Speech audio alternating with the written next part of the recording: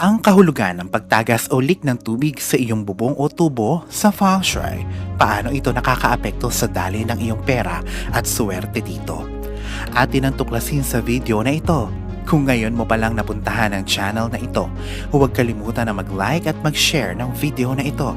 I-subscribe na din kami at i-click ang notification bell para lagi kang updated sa latest uploads ka Laurel.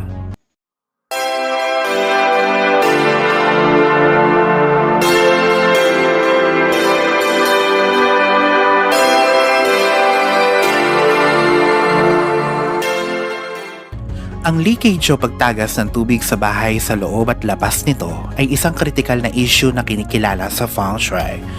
Ito ay simbolismo na nauugnay sa pagkawala o pagkaubos ng magandang kapalaran, kasaganahan o kayamanan. Sa feng shui, kapag may tumutulo o tumatagas sa tahanan, nangangahulugan ito na mayroong pagkawala ng isang bagay na lubos na mahalaga.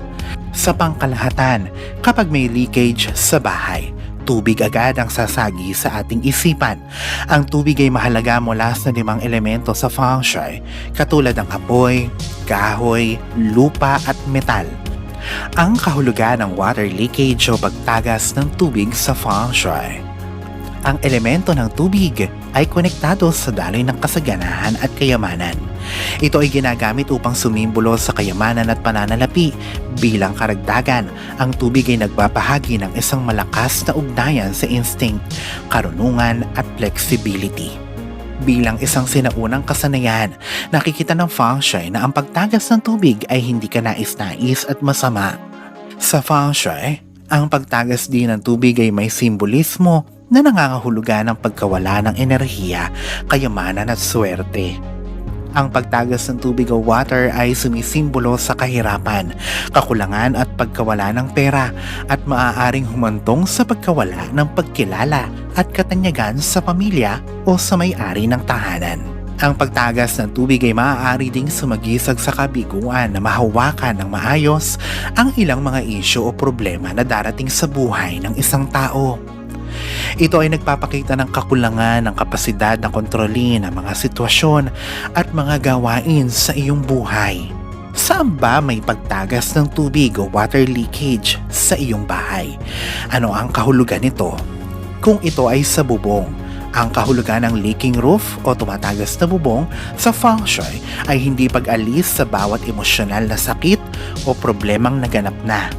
Kung may tumutulo na bubong sa bahagi ng wealth area ng iyong tahanan, ito ay nagpapahiwatig na kailangan mo nang ayusin ito agad. Sa bubong, kung sa bahay ay may tumutulo sa isang silid sa itaas na palapag, ito ay nagpapakita na ikaw ay nakaharap sa isang partikular na issue na may kaugnayan sa iyong espiritual o intelektual. Kung ang mga tagas ay nagmumula sa silid-tulugan, ito ay nangangahulugan na ang iyong relasyon ay nasa panganib. Kung ang pagtagas ay nangyari naman sa sala, ito ay isang senyales na ang iyong puso o damdamin ay nangangailangan ng pansin.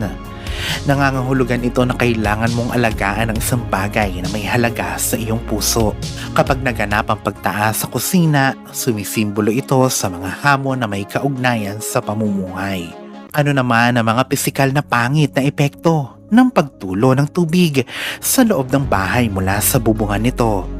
Una, binabawasan nito ang value ng ari-arian sa loob. Pangalawa, dumadami ang molds o amag. Pangatlo, magdudulot ito ng pinsala sa estruktura ng bahay. Pang-apat, pagkupas o pagpangit ng kulay ng mga pader. Panglima, ang mga pader o kisame ay nagsisimulang lumundo o masira din.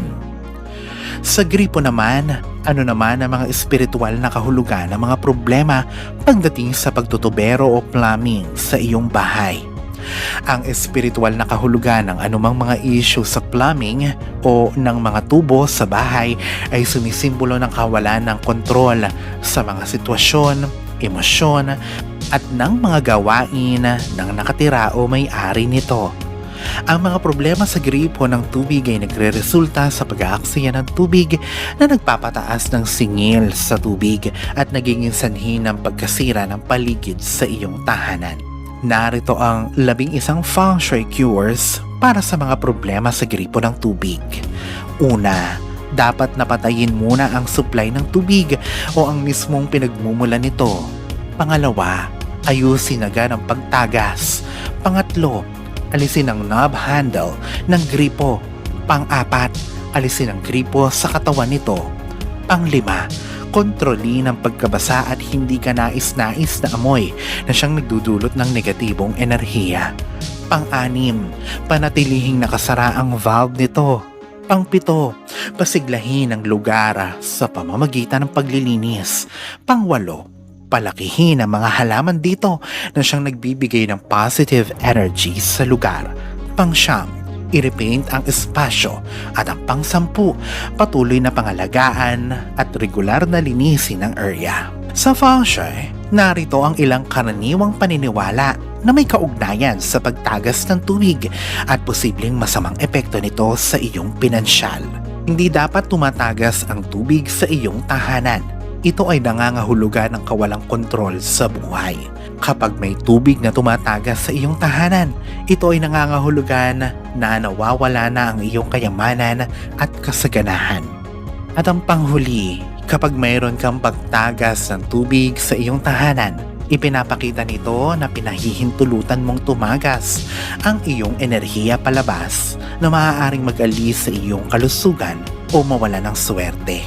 Sa huli, dahil ang tubig ay may kaugnayan sa pananalapi, ito ay kumakatawan sa kasaganahan, kayamanan, paglilinis at emosyonal na daloy. Ito ay mas mahusay na bigyan agad ng pansin. Gumawa ng isang hakbang upang ayusin ang bawat nasirang tubo, bubong o gripo sa iyong tahanan upang maiwasan ang pag-draining at pagtagas ng tubig. Alalahanin na sa poong may kapal pa din, nagmumula ang lahat ng pagpapala, ang kasipagan at ang kabutihan sa ating kapwa kasabay ng buo mong pananalig sa may kapal. Ang siya pa rin na dapat ay manaig. Ang mga ito ay mga gabay lamang. This is Fiddle Rosario. Thank you for watching.